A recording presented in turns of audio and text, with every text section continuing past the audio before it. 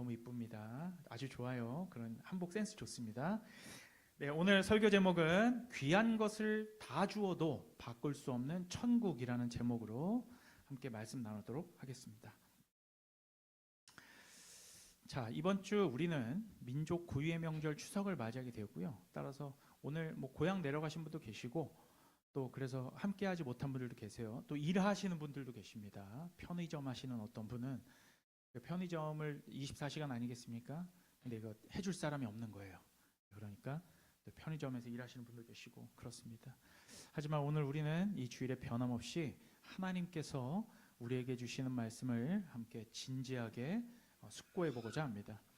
우리는 지난주에 겨자씨와 누룩을 통하여 천국의 특성을 살펴보았습니다. 아주 작고 보잘것없는 모습의 겨자씨는 성령의 역사로 말미암아 많은 영혼들에게 안식처와 그늘, 즉 참된 구원의 자리가 된다라는 것을 우리가 함께 살펴보았고요. 또한 보이지도 않는 누룩, 그죠? 이스트. 그 누룩은 반죽 소리도 없이, 냄새도 없이, 기척도 없이 그 반죽 사이사이로 들어가 그 전체를 변화시킨다는 것을 우리가 알게 되었죠.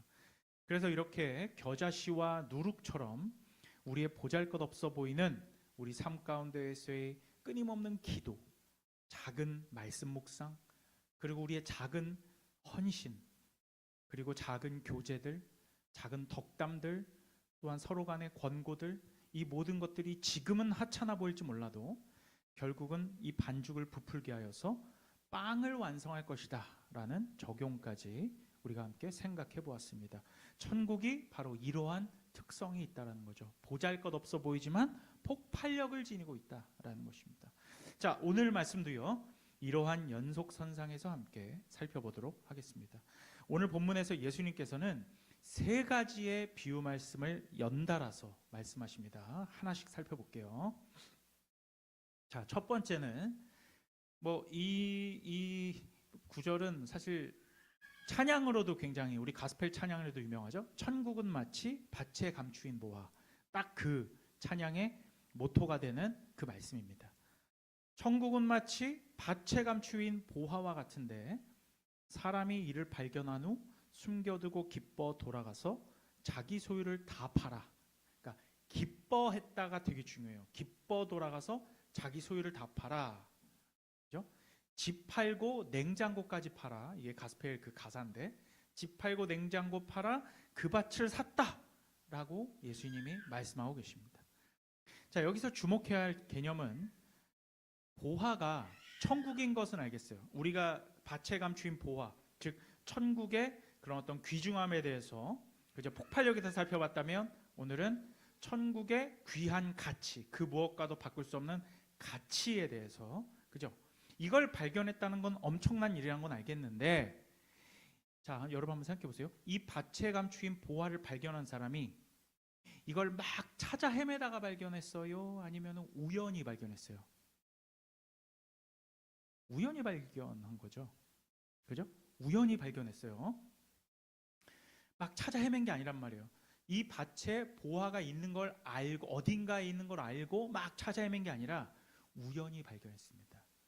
내가 계획한 바가 아닌데, 그렇죠? 천국의 특성이 이러한 것이 있다는 거예요.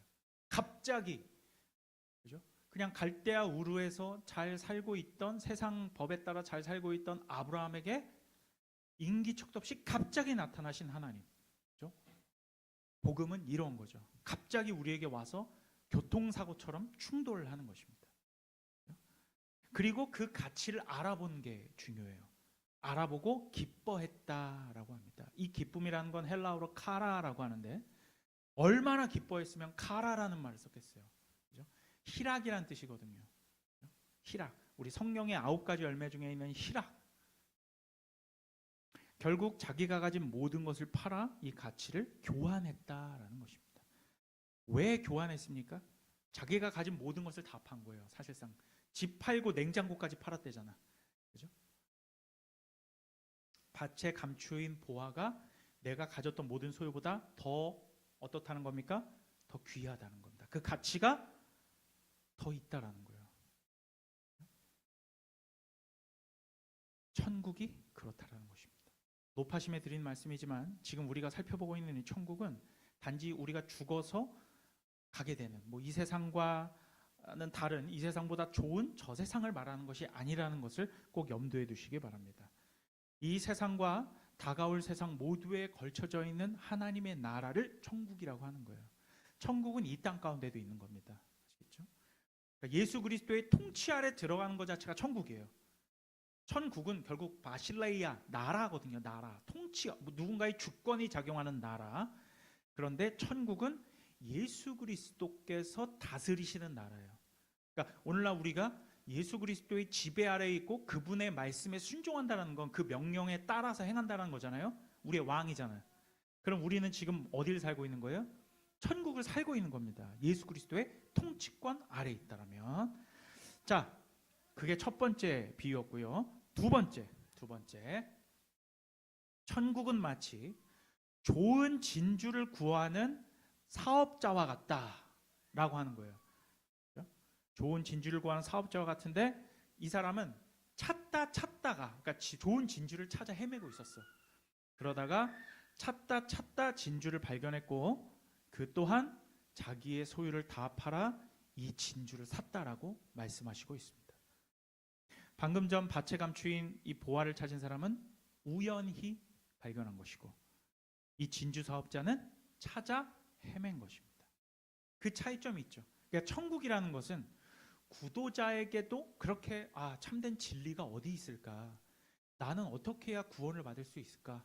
라고 하는 진리를 찾아 헤맨 자에게도 갑자기 발견될 수가 있고, 그죠? 그리고 아무것도 우연히 발견될 수도 있는 겁니다. 하지만 공통점은 어떤 게 있습니까? 공통점이 뭐였어요? 진주장사 밭에 감추인 보화를 발견한 사람. 공통점? 둘 다 자기 소유를 다 팔아.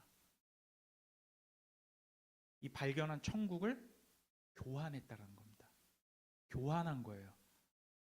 그냥 자기 것을 다 버려야 된다.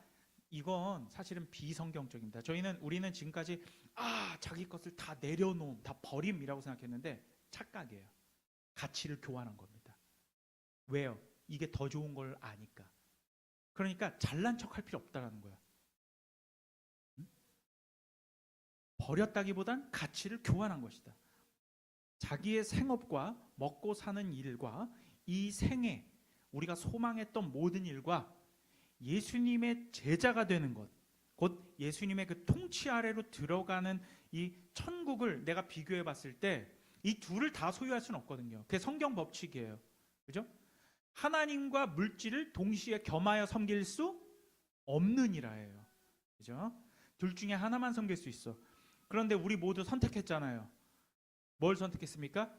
천국을 선택했잖아요. 예수 그리스도의 통치권 아래로 들어가는 것을. 그래서 그 가치를 깨닫고 그 가치를 교환한 것이죠. 자, 여기까지가 두 번째 비유였고요.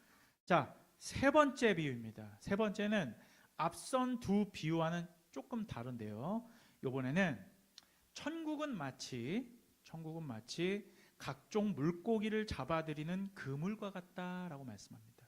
자, 이건 어떤 천국의 특성을 말씀하고 있느냐? 여러분 아시는지 모르겠는데요. 예전에, 지금은 그거 불법인데 예전에 쌍끌이 어선이라는 게 있었습니다. 그러니까 배 하나가 아니라 배 몇 대가 이렇게 그물을 연결해 가지고 쫙 대용을 갖춰서 쫙 쓸고 가는 거예요. 바닥부터 그냥 쫙 쓸고 가면 그냥 모든 종류의 물고기를 싹쓸이하는, 그죠? 생태계를 파괴하는 것까지 가는 그러한 조업 방식이었습니다. 그러니까 어쨌든 그렇게 그물에 쫙 쓸려오는 그 고기들은 여러분 한 고기만 잡힙니까? 아니에요. 온갖 종류의 그냥 물고기들 다 잡혀오는 거죠. 그죠? 그리고 그렇게 잡은 해산물들을 이제 육지로 갖고 올라와서는 그걸 전부 다 가져갑니까? 그렇지 않죠. 어떻게 합니까? 다 골라내요. 그죠? 분류한단 말입니다. 좋은 것과 나쁜 것을, 우리에게 필요한 것과 필요 없는 것을 갈라버립니다. 이거는 가라지 비유와 같은 비유라고 보실 수 있어요. 세상 끝에도 이러하리라. 천사들이 와서 의인 중에서 악인을 갈라내어 풀무불에 넣을 것이다 라고 말하고 있습니다. 그렇다면 이 어부들, 이 갈라놓은 어부들은 결국 천사들이겠죠. 그죠? 천국은 그물에 들어왔다고 해서 모두 다 어부들이 다 가져가는 것은 아닙니다. 그래서 이것은 이 그물의 비유는 천국의 배타성을 의미하는 것이죠. 모두 다 그물 안에 있는 것 같지만 모두 다 가져가는 것은 아니란 말이죠. 자, 그리고 그 다음 50절에서 51절, 52절 이제 마지막 구절을 보면 예수님께서 이제 이 세 가지 비유를 말씀하신 후에 이렇게 말씀하십니다. 깨달았느냐? 깨달았니? 알아들었니? 라고 말씀하시죠. 자, 이렇게 물으시는 것은 무리들에게는 감추고, 그죠?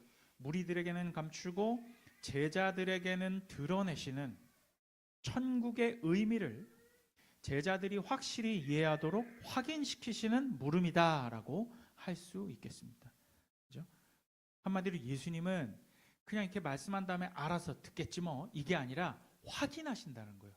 지금 이 천국의 진리를 제대로 이해했는지 못했는지를 다시 한번 확인시키신다라는 것입니다. 확실히 깨닫기 원하신다라는 것이죠. 다행히 제자들은 뭐라고 대답합니까?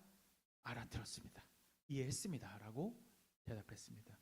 자, 여기서 이제 또 마지막 구절. 그러자 예수님께서는 이렇게 말씀하십니다. 자, 13장 52절 다 같이 읽습니다. 여기가 좀 중요해요. 다 같이 읽습니다. 시작. 예수께서 이르시되 그러므로 천국의 제자된 서기관마다 마치 새 것과 옛 것을 그 곳간에서 내오는 집주인과 같으니라. 자, 여러분 여기서 봅시다. 천국의 제자된 서기관이 뭡니까? 서기관은 사실은 뭐 우리가 신약 성경에서 서기관 하면 좀 안 좋은 의미로 우리가 많이 알고 있지만 이 서기관이라는 말 자체는 율법 교사라는 뜻입니다. 율법 교사. 즉 성경을 가르치는 선생을 말하는 거예요. 교사. 그런데 거기에 천국의 제자된 이라는 수식어가 붙었으니 이 서기관은 참된 서기관이에요? 아니에요. 이건 참된 서기관을 말하는 겁니다. 유대교의 그 서기관은 아니란 얘기죠. 이 교사는 새 것과 옛 것을 곳간에서 내오는 집주인과 같다 라고 말씀하시는데, 여기서 옛 것과 새 것이 모두 곳간에 보관되어 있었다는 것을 주목하십시오. 옛 것과 새 것을 곳간에 보관되어 있다. 곳간이라는 것은 식량 창고입니다. 식량 창고. 그죠? 먹을 것이 나오는 거예요. 한마디로 온 가족들의 배를 불리우고 살을 찌우고 살아갈 수 있게 하는 생명의 원동력이 곳간에서 나오는 겁니다. 그리고 이 옛 것과 새 것을 다 내온다. 뭐 예를 들면 우리나라로 보면 우리 묵은지는 뭐 몇 년까지도 보관하지 않습니까? 그죠? 묵은지 맛있어요, 맛없어요? 맛있지요. 맛있죠. 저는 이렇게 생김치보다는 묵은지를 더 좋아하거든요. 그죠? 옛 것이라고 나쁜 겁니까? 새 것이라고 더 좋고 그런 겁니까? 그런 건 아니에요. 똑같은 가치를 가지고 있어요. 그래서 해석하자면 옛 것이라는 것은 율법, 즉 구약을 의미하고요. 새 것이라는 것은 예수 그리스도로 말미암아 갱신된 새 언약, 즉 은혜 언약을 말하는 겁니다. 둘 다 귀중한 것으로 여기고 집주인이 꺼내왔습니다. 그런데 알고 봤더니 이걸 누가 꺼내왔어요? 천국의 제자된 서기관이 이 곳간에서 음식 창고에서 옛 것과 새 것, 묵은지와 그죠? 겉절이를 다 가져온 거예요. 그리고 이것을 집안 사람들한테 잘 요리해서 먹이겠죠. 성경교사가 바로 그러한 사람이다 라고 말씀하시면서 오늘 본문 말씀을 마무리하고 있습니다. 여러분, 밭에 감추인 보화, 그리고 값진 진주의 비유, 그리고 바다에 던져진 그물, 그죠? 그리고 마지막으로 천국의 제자된 서기관의 이 이야기. 지금 이렇게 되면 이제 네 가지 비유죠. 이 네 가지 비유는 오늘 우리에게 어떠한 영적인 가르침을 주고 있느냐, 어떠한 영적인 가르침을 주고 있느냐, 이 핵심 포인트 세 가지만 정리하고 마치겠습니다. 한번 살펴볼게요. 세 가지로 설명할 수 있습니다. 첫 번째는 이 네 가지 비유에서 우리가 알 수 있는 것, 첫 번째, 우리가 계속 살펴보고 있는 천국의 가치입니다. 천국이 귀하냐 아니면 값어치가 없느냐. 저는 여러분에게 예수 믿는 신앙생활의 엄중함에 대해서 많이 설명을 해왔던 것 같아요. 그러니까 예수 믿는 이 신앙생활은 가볍거나 표피적인 삶이 아닌, 혹은 행복을 추구하거나 내 이 땅 가운데서 좋은 일이 일어나기만을 갈구하고 바라며 그냥 약한 나를 보호하시는 그 보호만 받는 그런 연약한 삶이 아니고, 무겁고 진중하며 깊이가 있는 삶이고, 또한 우리 내면에 존재하는 어쩌면 지루한 죄와의 싸움이라고 늘 말씀드리는데요.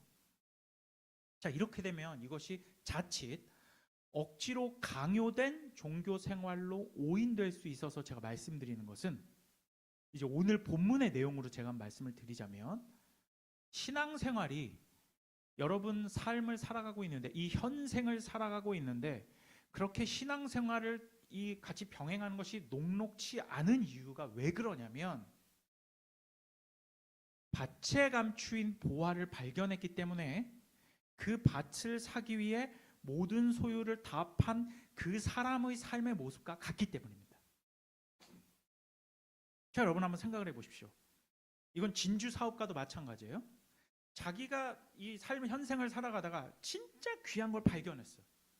밭에 감추인 보화를 발견했고, 그러니까 밭을 샀고, 진주를 찾아 헤매는데 진짜 진주를 발견했어. 그러면 내가 이것을 얻기 위해서는 나에게 있는 것을 다 희생하고 내어버리는, 즉 이 가치를 이것과 교환해야 되는 거예요. 그죠? 그러면 이 사람은 당장 먹고 살 게 있어요, 없어요?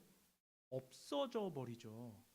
그러니까 이런 것과 같다라는 거예요. 천국이라는 것은 이러한 원리와 같다. 그죠?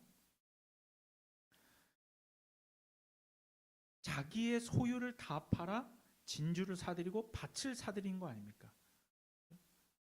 그런데 지금 이제 먹고 살 것이 없으니까, 그러면 아유 이거 내가 괜히 샀네 하고 다시 되팔아서 생계를 유지하겠습니까? 아니죠. 이 천국을 어떻게 다시 팔겠습니까? 어떻게 얻은 보화인데, 그죠?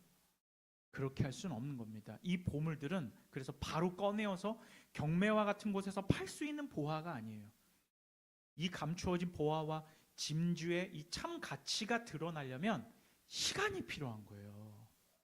그러니까 우리의 삶이 녹록치 않고 힘든 겁니다. 때가 무르익어야 하는 거예요. 이 사람들은 기다리고 있는 겁니다.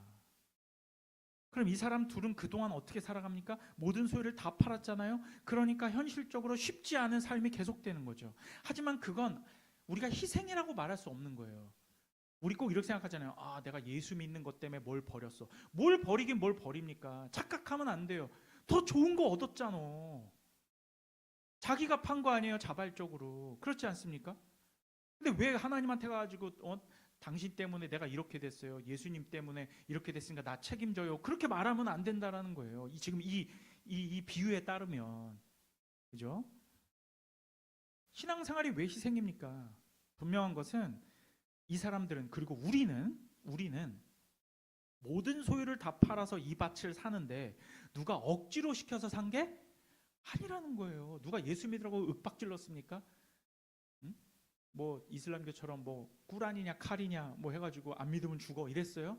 누가 그럽니까 요새? 응? 먹고 살기 힘들면 그럼 다시 돌아가세요.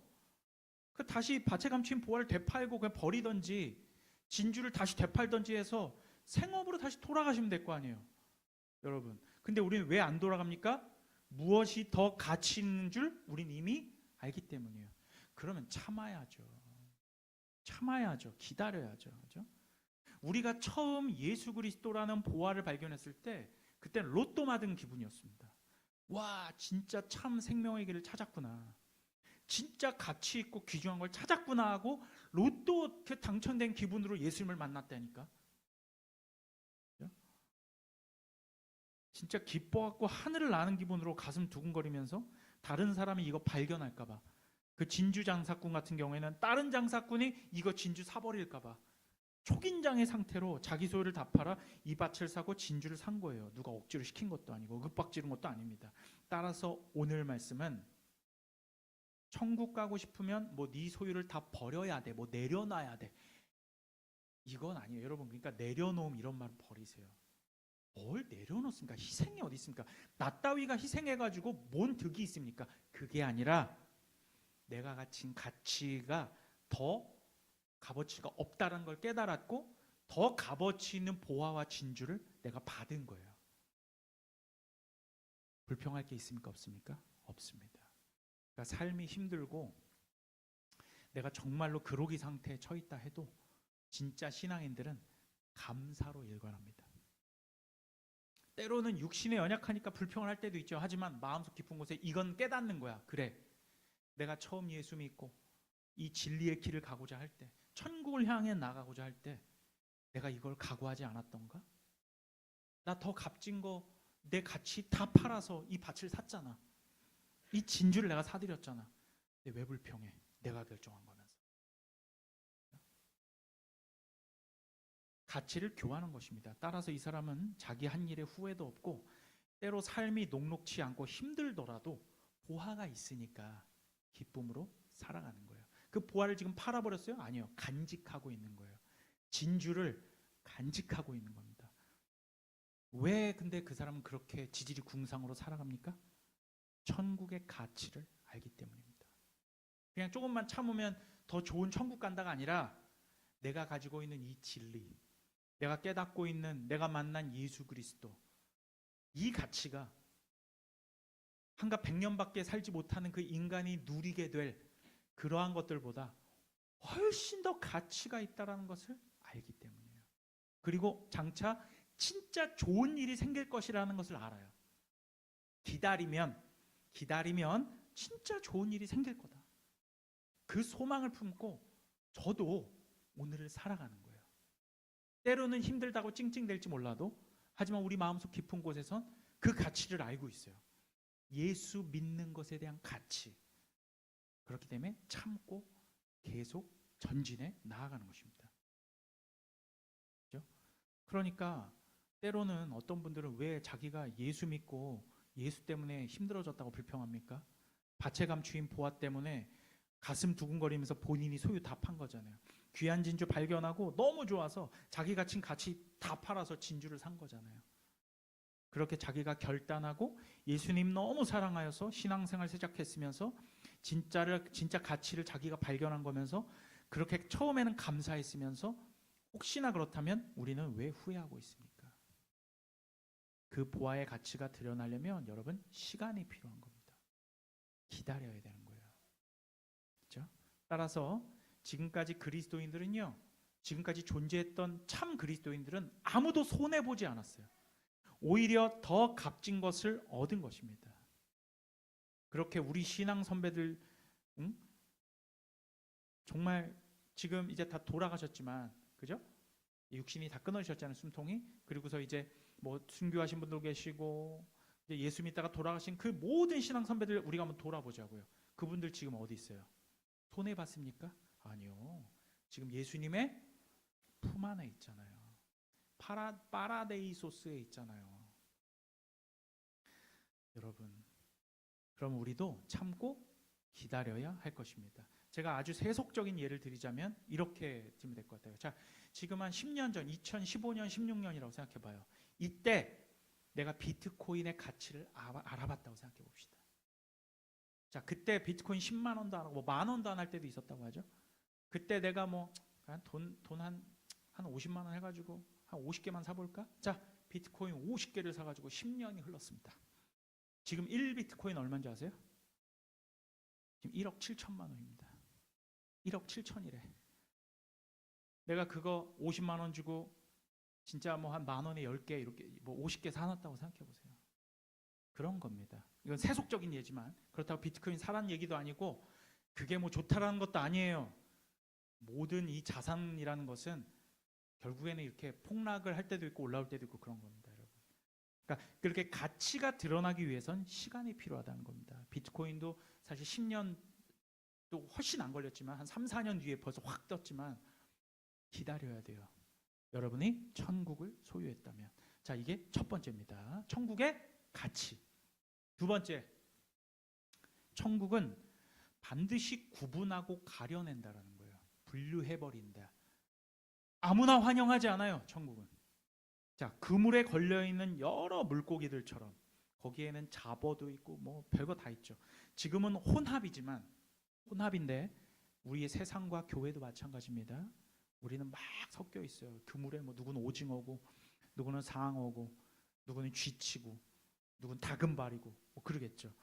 그죠? 삼치도 있고 고등어도 있고. 하지만 마지막에는 반드시 구분됩니다. 하나님께서 데려갈 물고기와 유기할 물고기를 반드시 가려낼 겁니다. 그런데 오늘 본문을 보면 어떻게 구분됩니까? 어부들이 곤란해요. 그런데 거기에 대한 조건은 없어요. 선한 것과 악한 것을 구분해내는 겁니다. 물고기 자체에 선택권이 있어 없어요? 아무것도 없습니다. 내가 뭐 럼블피쉬라고 하죠. 막 파닥파닥거리고 내가 나 살아있어요 막 해도 여러분 이리저리 튄다고 어부들에게 선택되어 가는 것은 아닙니다. 전적으로 배 주인의 마음에 달려있어요. 어부는 그냥 천사들이에요. 중요한 건 배 주인이시죠. 어부들은 주인이 시키는 대로 그냥 구분할 뿐입니다. 최종 판결은 마지막 날, 즉 예수님이 다시 오시면 반드시 이루어질 것입니다. 그게 언젠지는 아무도 모르지만 머지않았음을 지금 우리의 사는 환경을 보면서 우리는 깨닫게 됩니다. 그리고 버려진 물고기들은 풀무불에서 울며 이를 갈 날이 올 것이다라고 예수님은 말씀하고 있습니다. 여러분 이거를 그냥 쉬이 듣지 마세요. 쉬이 듣지 마세요. 이건 후회해도 늦었음을 의미하는 겁니다. 울며 이를 간다는 건 후회예요. 후회. 돌이킬 수 없다. 여러분 이것은 협박이 아닙니다. 그냥 실제를 말하는 거예요. 하나님 거룩하심의 표명입니다. 우리가 수요일에 우리가 하나님의 도덕적 속성을 배웠지만 하나님의 거룩하심과 공의하심은 결코 죄를 그냥 좌시하실 수 없다라는 것을 우리는 배웠죠. 만약에 그냥 하나님께서 죄를 눈감아 주신다면 그건 하나님의 거룩하심과 의로우심이 파괴되는 거예요. 심지어 자비와 사랑으로 2000년 전에 예수 그리스도라는 구원의 길을 분명히 제시해 주셨잖아요. 그래서 예수를 십자가 못 박아 죽였죠. 그것은 한편으로는 우리를 사랑하심과 자비하심의 표명이며 예수를 죽이신 것은 거룩하심과 공의로우심인 거예요. 그걸 둘 다 만족시키시는 건 어린 양 대신 예수를 십자가에 못 박는 것밖에 없어요. 자, 그렇게 예수 그리스도로 인한 구원의 길을 제시해 주셨죠. 지금 예수 이름 모르는 사람이 어디 있어요? 이 대한민국이라고만 봅시다. 대한민국에. 그죠?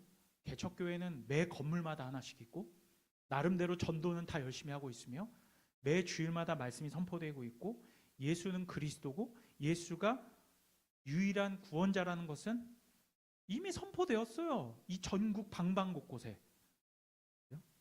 그래서 이 믿음이라는 공평한 조건, 믿기만 하면 돼. 누구를? 예수를. 창조주 하나님과 아들 예수 그리스도, 장차 오실 예수 그리스도, 그리고 우리를 이끌어 가시는 성령, 이 아주 단순한 이 기독교의 핵심 교리들만 우리가 알고 믿으면 돼요. 그럼 구원 받는 거예요. 그렇게 살면 돼요.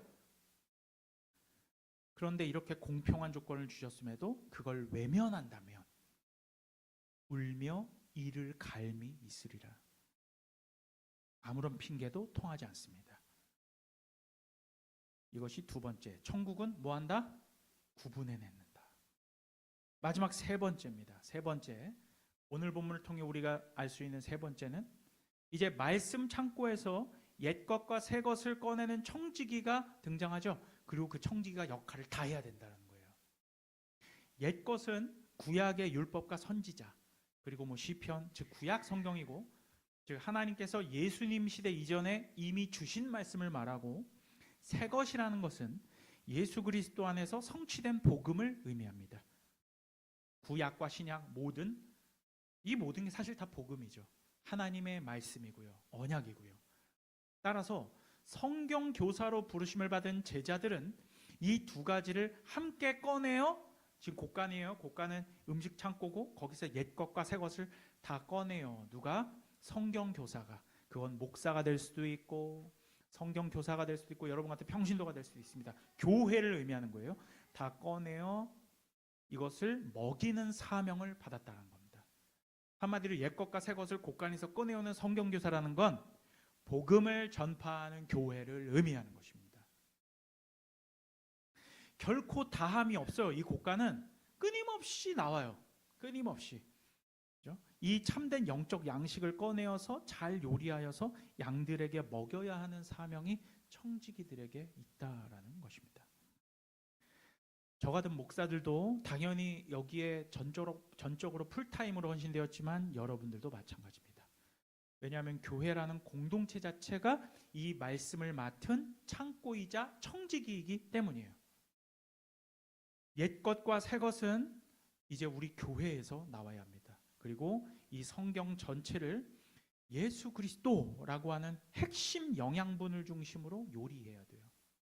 말씀을 잘 전해야 됩니다. 전도해야 하고 과거의 진리를 오늘의 상황 속에서 새롭게 풀어내야 될 사명이 저와 여러분에게 있는 것이죠. 자, 이제 말씀을 마치겠습니다. 오늘은 추석을 존중하여 설교를 조금 일찍 마치도록 할게요. 정리하겠습니다. 자, 사랑하는 성도님들, 오늘 천국 비유의 본문은 우리에게 세 가지를 가르쳐 주고 있죠. 첫 번째, 천국은 우리가 가진 모든 것을 자발적으로 기쁘게 가치를 교환할 만큼 값진 보하다. 천국은 가치가 있다.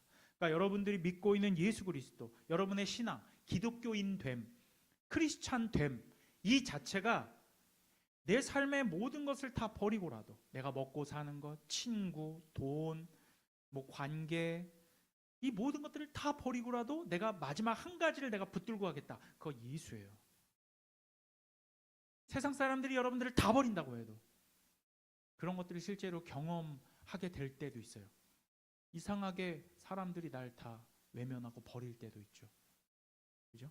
크게 잘못한 게 없는 것 같은데도.